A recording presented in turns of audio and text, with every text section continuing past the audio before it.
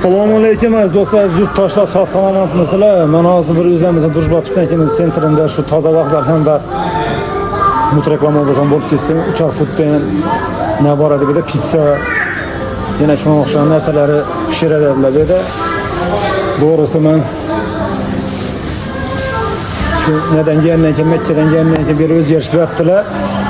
Chiroyli o'tdilar. Nima desam ekan, bir shinamgina zo'r salqin konsertlar ishlayapti.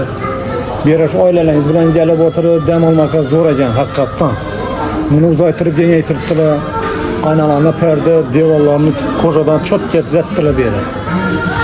Oila davrasida kelib o'tirib yeb ichib ketaverasizlar. Bir de marul satmaydilar o'xshada.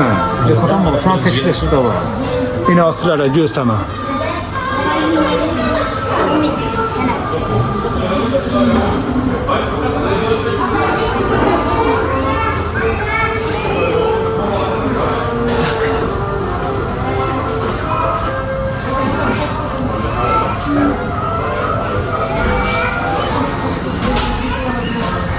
Atmosfera zo'r ekanligi haqiqatan. Rahmat shuni egasine. Shuni aytib şu derece etken, şu dejan tarafta kafe. Yolun boyunda bu. Kazakhstan gelişin toza var da ya. Setapa dötken 10 kolda.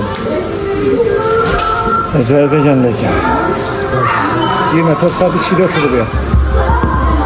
Bir de pizzadan başka narsalar satıladi böyle.